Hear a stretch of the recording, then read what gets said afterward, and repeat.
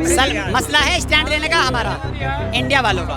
India का stand जो रहेगा, हर भारतीय का हमारे मोदी जी के साथ स्टैंड रहेगा।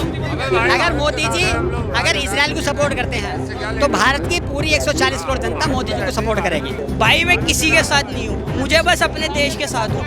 भाई कैसा था मोदी, पहले क्या था जब राहुल गांधी की सरकार थी, वो कहते थे कि भाई वो सोल्जर कहते थे भाई मैं अंदर घुस रहा हूँ, क्या हमें ऑर्डर दो। अब पता क्या कहते सोल्जर, वो मोदी जी से फोन करके कहते हैं जी हम क्या करें हमें बताओ। वो कहता जो करना है कर लो, ले रहा है ना, और ले रहा है। तो बड़ी लकड़ी जाके ईरान में ले ली उसने, और जब ले ली तो उन्होंने जाकर सुर्री दे दी पूरी उसकी। अब उसकी चिरी फिर रही है। अब उसका दर्द तुम्हें क्यों हो रहा है मुझे समझ नहीं आता। हमें परेशानी नहीं, लेकिन इजराइल में मिसाइल गिर के इन्हें क्यों दर्द हुआ। फिलिस्तीन में कुछ होता है तुम्हारे पिछड़े में क्यों फूट जाता है, पता है वो तो भाई साहब पता है। मसला है स्टैंड लेने का हमारा, इंडिया वालों का। इंडिया का स्टैंड जो रहेगा, हर भारतीय का हमारे मोदी जी के साथ स्टैंड रहेगा। अगर मोदी जी अगर इजराइल को सपोर्ट करते हैं तो भारत की पूरी 140 करोड़ जनता मोदी जी को सपोर्ट करेगी। इजराइल को नहीं करेगी, मोदी जी को सपोर्ट करेगी। केवल मोदी जी को, देश के प्रधानमंत्री को सपोर्ट करेगी, चाहे वो इजराइल के साथ दें चाहे ईरान के साथ दें। आप इजराइल के साथ हैं, ईरान के साथ हैं, दोनों के साथ हैं? भाई मैं किसी के साथ नहीं हूँ, मुझे बस अपने देश के साथ हूँ। भाई कैसा था मोदी, पहले क्या था जब राहुल गांधी की सरकार थी, वो कहते थे कि भाई वो सोल्जर कहते थे भाई मैं अंदर घुस रहा हूँ, क्या हमें ऑर्डर दो। अब पता क्या कहते सोल्जर, वो मोदी जी से फोन करके कहते हैं जी हम क्या करें हमें बताओ। वो कहता जो करना है कर लो, जो करना है कर लो, बाकी मैं देख लूंगा। ये है मोदी। हाँ, ये आज वही मोदी जी मध्यस्थता कराने की बात कर रहे हैं कि ईरान और इजराइल की हम मध्यस्थता करेंगे, मतलब लड़ाई रुकवाएंगे। लड़ाई रुकवा ही नहीं सकते, इजराइल ने तो शुरुआत करी है। ये मोदी जी को ये चाहिए कि इजराइल को ही खत्म कर दें। मेरा शेर कैसी बात कर दी आपने ये एक होता है ब्लाइंड वॉर, ठीक है जी, आपने ये ब्लाइंड वॉर की बात की है। अगर आपने एकदम ये चश्मा चढ़ा रखा है, इसका मतलब आप कुछ देख नहीं रहे हो, कुछ समझ नहीं रहे हो। आप एकदम जो है आंखें बंद करके आप ऐसे बोल दे रहे हो। जो आंखें खोल के बोल लो ना, तो आप आंखें खोल के बोल लो। मैं आंखें बंद करके बोल रहा हूँ तो आप आंखें खोल के बोल लो। ये भाई एक मिनट मेरी बात समझ में नहीं आई। अपने नागरिकों के पीछे लड़ रहा है, पीछे लड़ रहा भाई अपने नागरिकों के पीछे।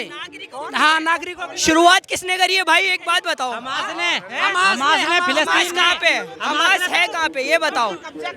फिलिस्तीन में फलस्तीन में है, तो पहला बम किसने मारा इन्हें यही नहीं पता होगा। तो पता है किसने मारा? पहला बम इजराइल ने मारा है भाई। अब आपको मैं आपकी नॉलेज से कर देता हूँ। 7 अक्टूबर 2023 जब इजरायली अपना ओकेशन, अपना फेस्टिवल बना रहे थे, तब 2000 मिसाइल हमास नाम के आतंकवादी संगठन ने सबसे पहले इजराइल पर मारी। इजराइल के लोग मरे। फिर तो भाई गलत है, मुझे इसका पता ही नहीं। भाई तो अभी बड़े जोश में आया था भाई, जोश में भाई का यार बिना सोचे समझे ना बोलना नहीं चाहिए, पता है तुमने। अरे भाई ऐसा ही है, तुम पता है भाई नागरिकों मुझे बोलने की पूरी 100% लोग भाई मेरे को पूरा देश के नागरिक न्यूज देख लिया करो, न्यूज। मेरी बात सुनो।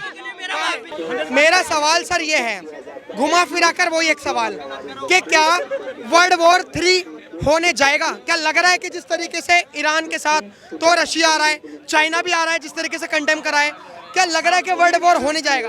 भाई पहली बात मैं भाई से एक बात कहना चाहता हूँ।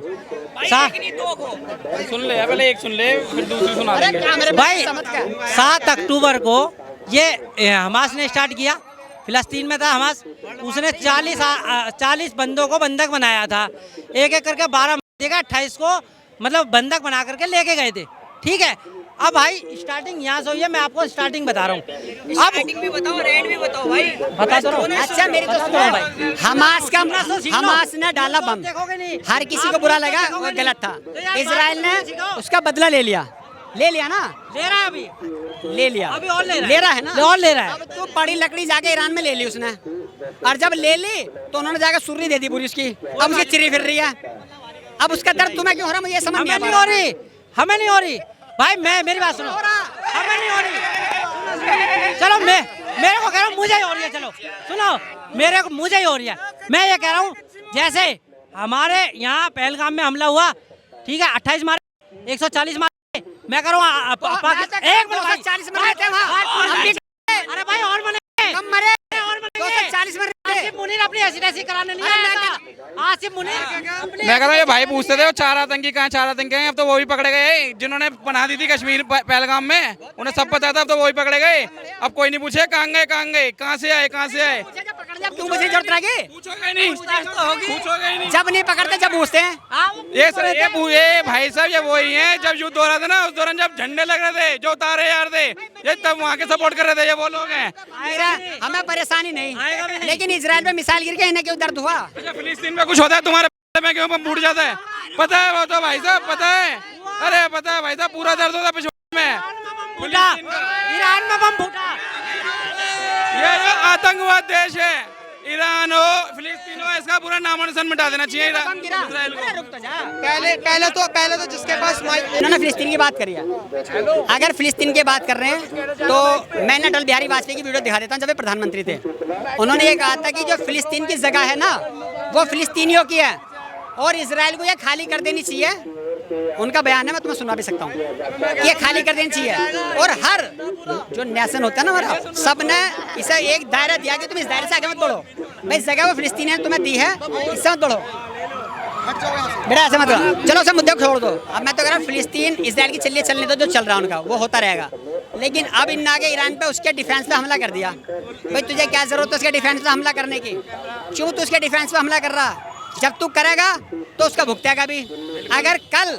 अगर हमारे अटल बिहारी वाजपेयी परमाणु परीक्षण ना करा पाते, अमेरिका ने रोक लगा दी, ब्रिटेन ने सबकी निगाहती, लेकिन हमारे वैज्ञानिक अब्दुल कलाम जी ने ना धूल में आंख में धूल झोंक दी